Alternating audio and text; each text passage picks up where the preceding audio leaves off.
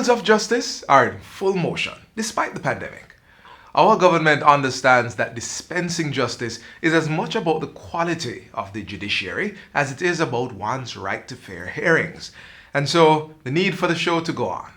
Well, not just that show, but Jamaica Magazine too. In today's show, we zone in on the operations of our judiciary since COVID. As always, welcome. I'm Theodore Henry. Rethink. Youth. Resilience through entrepreneurship. Training. Hope. Innovation, networking, and knowledge. That's the theme for Youth Month 2020. A host of engaging activities are happening in November, and you don't want to miss out on any of them. They include the 11th sitting of the National Youth Parliament, around-the-table discussions, Youth Entrepreneurship Exposition, Youth Rethink Series, Students Leadership and Governance Installation Ceremony, the Jamaica Union of Tertiary Students Tertiary Conference, the Annual General Meeting of the National Youth Council of Jamaica, and the Prime Minister's National Youth Awards for Excellence. Youth Month 2020. Rethink. Youth. Resilience through entrepreneurship, training, hope, innovation, networking, and knowledge.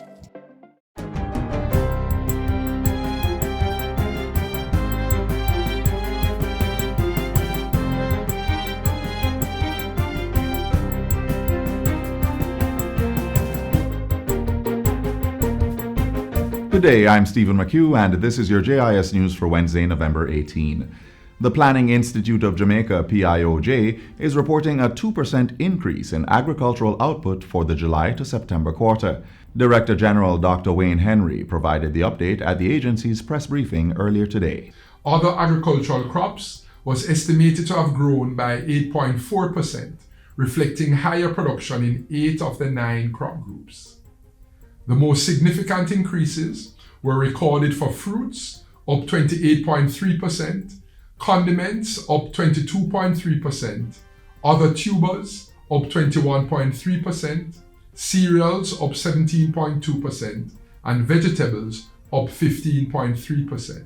Dr. Henry says while recent rains have impacted the sector, it will only be short-term. Overall, for the July to September quarter, there was economic decline of 11.3%. PIOJ's Director General says this was exacerbated by the increase in local COVID-19 cases and initiatives used to manage the spread.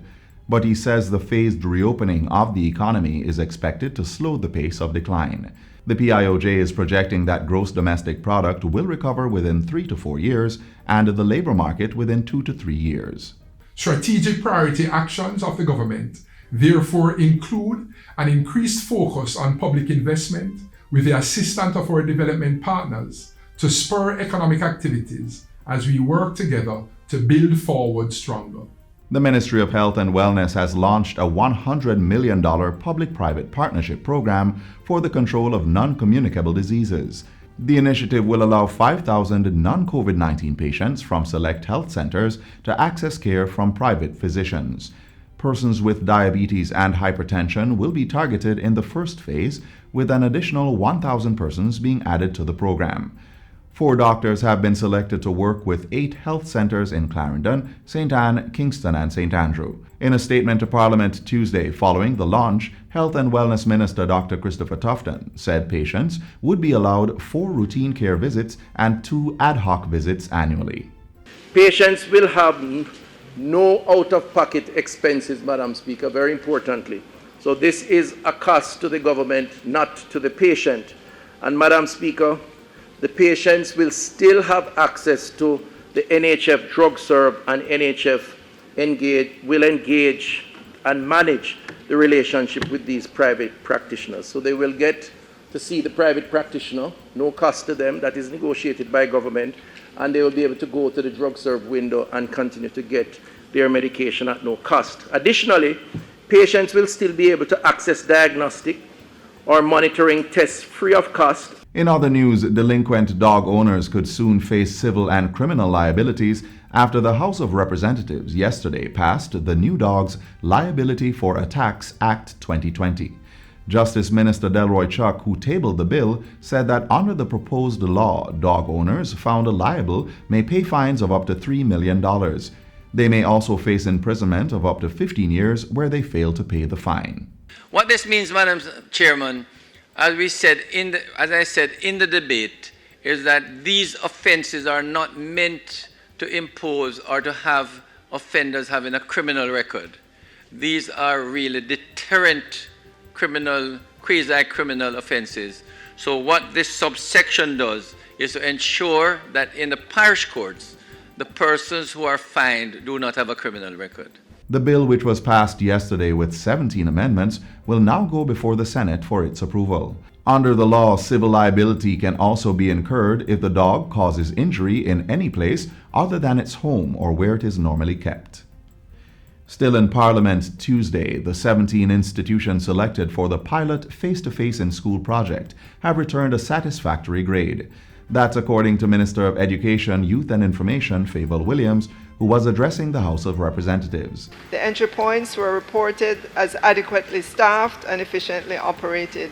The overall management in the classroom space was found to be satisfactorily done by the observers in the schools they visited. The administrators of the schools added print-rich signs to the school's plans to remind students to wear masks, sanitize, and wash hands regularly.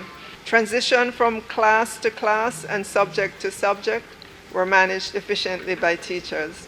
The 12 primary and 5 secondary schools are currently on the last leg of the 2-week pilot initiative. Minister Williams says reports were gathered by independent data collectors and officers from the ministry who visited the schools during the week to observe the activities and to provide feedback on 6 criteria areas. The minister says the data collected has been shared with principals and members of the e-COVID task force, which will inform a way forward. She says a more comprehensive update will be provided after November 20 when the pilot ends. In the meantime, members of Parliament are now in receipt of 250 applications under the Ministry of Education's Own Your Own Device OYOD incentive program. The initiative will see 36,000 primary and secondary needy students who are not on the Program of Advancement through Health and Education PATH getting a $20,000 voucher to purchase an e-learning device. In addition to applications being accessed through the OYOD website, parents and guardians may retrieve application forms from their parliamentarians and the ministry's regional offices. All areas of the forms must be completed. Forms must not be copied or reprinted. If that is done, it will be rejected. The information on the application form must be uploaded on the oyod.educate.gov.jm website before December 4, 2020 for verification. Persons unable to upload registration forms may return them to the Ministry of Education's head office at 2-4 National Hero Circle, Building 1, Kingston 4. Queries on this program can be made by calling 888-696-3669 weekdays between the hours of 9 a.m. and 4 p.m. or by emailing oyod@moey.gov.jm. And that's it for JIS News Today. I'm Stephen McHugh. Thanks for watching.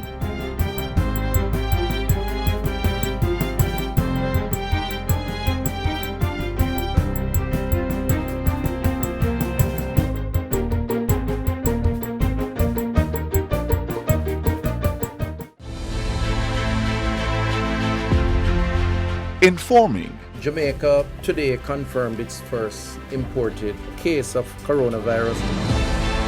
Educating. If you follow the recommended procedures, it is highly likely that you will not get the disease.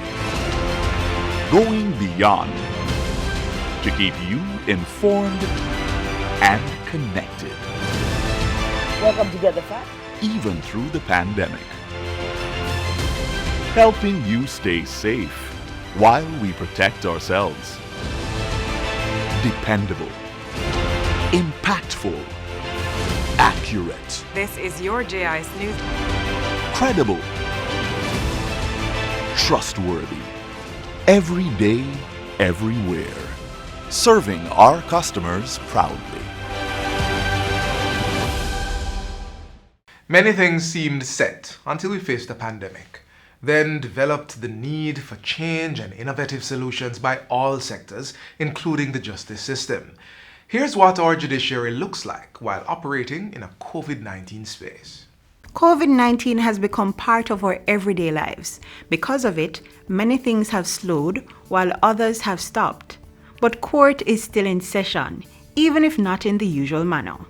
In the advent of the pandemic, we've experienced some significant changes to our routines. But with all that, we're still delivering justice to Jamaicans. Here's life inside the operations for Judiciary since COVID-19.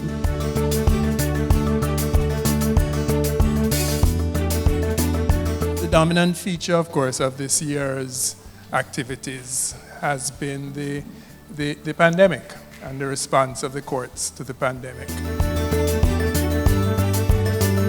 While courts across the island are limiting the number of persons coming through their doors, COVID-19 preventative strategies are in place for necessary face-to-face interactions.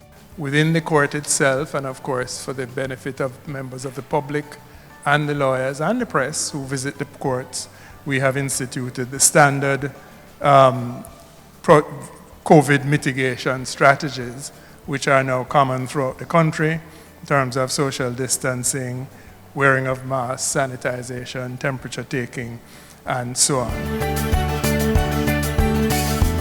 In the Court of Appeal, we have now, as a matter of the norm, begun to conduct hearings of appeals by video hearings, by video conferencing. We started out slowly. There were inevitably glitches having to do with the technology, but we have found that those have stabilized over time. Also dealing with the technology, there's the JCMS project between the Government of Jamaica and the European Union. The JCM project, the Ministry of Justice's case management system, is designed to facilitate effective management of the caseload in the courts and significantly reduce the backlog. But wait, not all courts have yet witnessed this system in operation, though the inevitability of that is sure. That project is in the pilot stage, and it has been introduced in the High Court Division of the Gun Court, Civil Division of the Supreme Court, Commercial Division, and Criminal Division. What does this mean in practical terms? It means that the courts are moving more and more into the digital age and operating in an electronic space. So that will mean significant changes in the work process and the workflow and how every person in the courts interact with the information. But even with all hope for the disappearance of COVID-19, what can we expect from our courts and their use of technology going forward? We are committed to the virtual setting for the foreseeable future. What I know for sure is that while we are bound to retain some of the features of this dispensation, we have already discovered that some hearings, case management hearings, matters like that, are more equally efficiently and more conveniently conducted by telephone or by video conferencing. There's no need to pack up a lot of people and bring them into court to do a 15-minute hearing. We are committed to that because it is not just a matter of responding because of the COVID-19 crisis, but also a question of access to justice generally. And so what the technology has done is that it has now prevented attorneys having to travel from Westmoreland, having to travel from Portland to come to court to spend 20 minutes. As the judiciary continues its work, plans for the appointment of more judges to the Court of Appeal is also on the docket. I think you will have heard over many years this discussion about the fact that the Court of Appeal is understaffed. We had 7 judges for over 50 years. At the beginning of September, we got 2 more. In January 2021, we should swear in a 13th judge of appeal, which will bring us up to a full complement at last. In addition to the judges, we have also added judicial clerks to support the work of the judges, so each judge now has a dedicated judicial clerk. I think already this has begun to have a significant impact on the productivity of the court. Already at the end of September, we had outstripped the mark for the delivery of judgments which we made last year. So already 3/4 of the year, we are well ahead of what we did last year. Along with the pandemic response, the judicial system designed its Mental Health Offenders Inquiry Committee report to assist mentally ill persons in jail. So, the Mental Health Offenders Inquiry Committee was formed, and we drew our members from a wide cross-section of persons. This would have included members of the judiciary, both at the Supreme Court level and the parish court level, from the Office of the Director of Public Prosecutions, Legal Aid Council, Independent Jamaica Council for Human Rights, Bellevue Hospital, Department of Correctional Services, Ministry of Health and Wellness. Here are some of the recommendations coming out of that committee for mentally ill persons in lockup. The need to do away with indefinite detention, and mentally challenged persons currently housed in correctional facilities need to be moved to a designated psychiatric facility. I wish to point out that the designated psychiatric facility for the mentally disordered remains by law the Bellevue Hospital, but they are not being housed there.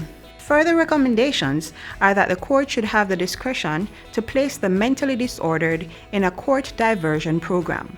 So, the committee, having made its recommendations, we further recommended that there be amendments made to certain legislations, such as the Disabilities Act and the Evidence Special Measures Act, to accommodate the mentally disordered defendant.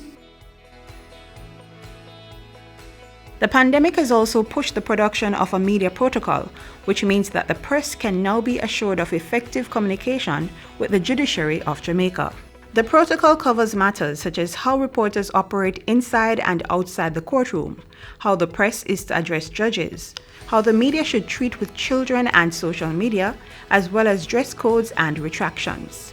Subsequent to today, there should be no ambiguity on how and who to contact to get official information from our courts. Some of you may have heard on radio and seen in the printed press or ads geared towards public education in order to have our processes be more accessible to our customers.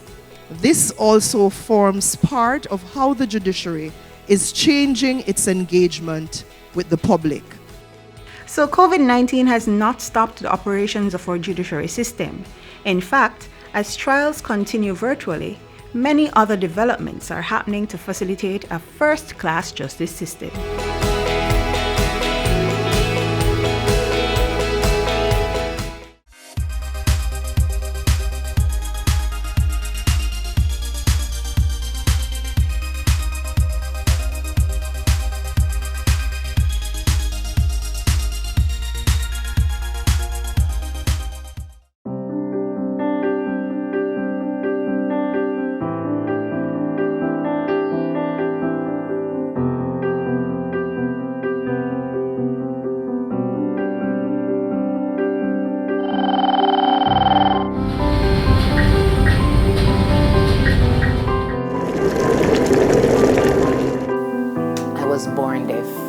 My mother had German measles, rubella, and either I could have had a physical disability, be blind, but I became deaf, and I'm happy with it. I'm perfect with it. My mother, she was really concerned. She didn't know where to put me. St. Christopher's School for the Deaf was too far. It was in Brownstown.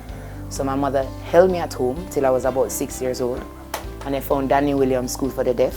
I was placed there at 6 and continued from there. The first time I signed, or the first time I witnessed sign language, was 6.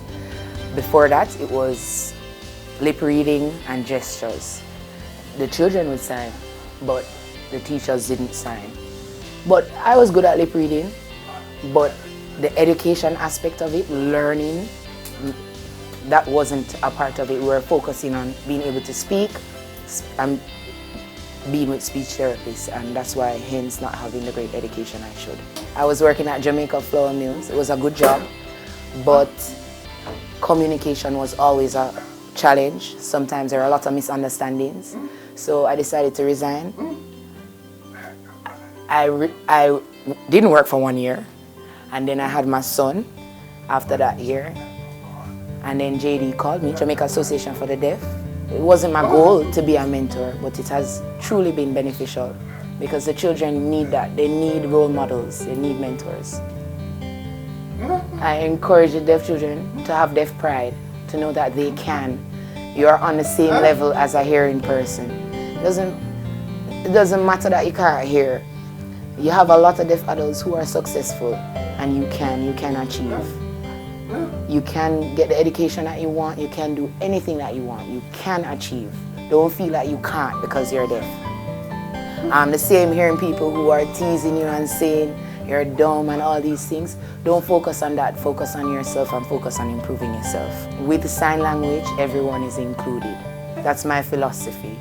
So that means hearing people have to learn how to sign so that they can respect the deaf community, and the deaf person himself or herself will feel pride. Because when I think back on when I was growing up, how I was forced to lip read and forced to talk, I'm happy to see now that sign language is there and everybody is using it, and that's my philosophy.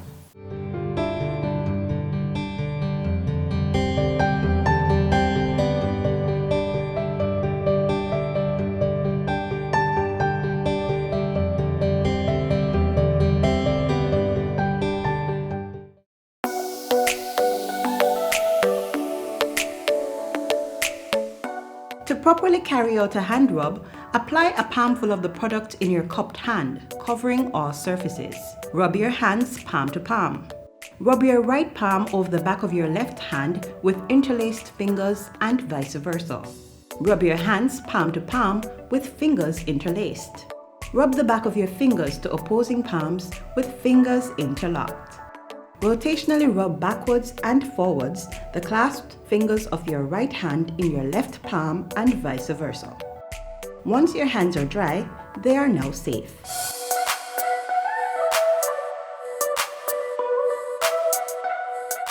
It's been what, 9 months, a year for some countries? I mean, since COVID-19. Sad to say, there are still many misconceptions about a virus that scientists are working daily to fully understand. So as the scientific experts continue working in the labs, us media experts will share with you some common myths and the real facts about the virus. There have been many myths surrounding the coronavirus disease, the same one now officially known as COVID-19. I've heard that Jamaica's temperature is too hot, so COVID-19 won't survive here, or that you need to eat garlic to help prevent you from being infected. I know you've also heard some stuff and may even believe half or more of what you've heard. So let's take some time and debunk the myths of coronavirus. People have said that the novel coronavirus cannot be transmitted in the heat. That is a lie. The virus can be transmitted in all areas, including those with hot and humid weather like Jamaica. Another myth is that it can be transmitted through a mosquito bite. To date, there has been no information or evidence to suggest that the new coronavirus could be transmitted by mosquitoes. This one has been very popular. Only old people can contract the coronavirus. Do not be fooled. People of all ages can be infected by the new coronavirus. However, older people, particularly those with pre-existing medical conditions like asthma, diabetes, and heart disease, appear to be more vulnerable to becoming severely ill with the virus. This is another popular one.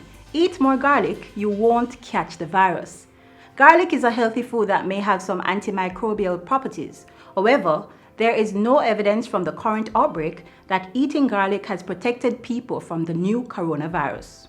These are just some of the myths that surround the coronavirus. Make sure you take time out to know your facts and do what needs to be done as we all try to contain the spread of this disease. I wish to emphasize that the success of our efforts is contingent on the support of all Jamaicans, including the deliberate efforts to access and share accurate information on the virus, thus helping to minimize the fears and anxiety that has been associated with the spread of the COVID-19. At the same time, we must, in keeping with good hygiene, Maintain a distance of at least 2 meters from persons who are coughing or sneezing. Frequently perform hand hygiene by washing hands thoroughly with soap and water or using a hand sanitizer if hands are not visibly soiled. Cover our mouths and noses when coughing or sneezing with a tissue and then discarding it. And avoid touching our faces and each other unnecessarily. You heard the Health Minister. Let's play our part while building those immune systems as we tackle this virus together.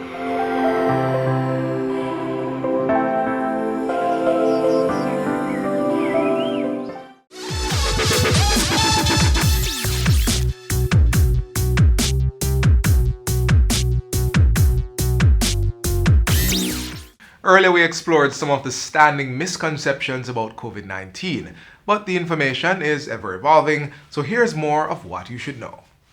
The first, as we said, is that facts about COVID-19 continue to change quickly. For now, the World Health Organization says there are about 50.6 million confirmed cases of people with COVID-19 around the world. The impact varies by location. Secondly, strict measures are critical for slowing the spread of COVID. Government's efforts are aimed at flattening the curve, that is, slowing down and avoiding high spikes in the infection rate, which can overwhelm the health system. Experiencing a peak at some points is likely, but actions such as the nightly curfew, wearing of masks, and engaging in limited crowd gathering will reduce the risk of spreading the virus. And finally, you can be a part of the solution. It's not just about what the government has put in place. There are many things you can do too to protect yourself and those around you, including your families. Things like washing your hands with soap and water, or using a hand sanitizer with at least 60% alcohol, or both, or even staying home if you're sick. The COVID-19 fact list goes on. We wish we had more time, but do some research or visit the JIS YouTube channel for more. And speaking of research, be aware of the information and resources that are available to you. Knowledge about the virus is evolving rapidly, which means that information and recommendations can change frequently, and that could lead to misinformation.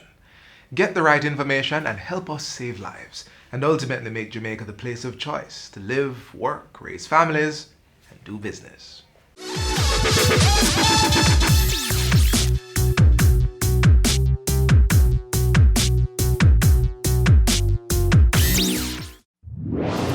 Whenever you hear the following tone, the Office of Disaster Preparedness and Emergency Management, ODPEM, will be giving information on an emergency situation affecting the island. Please be on the alert and listen to your radio and television for further information.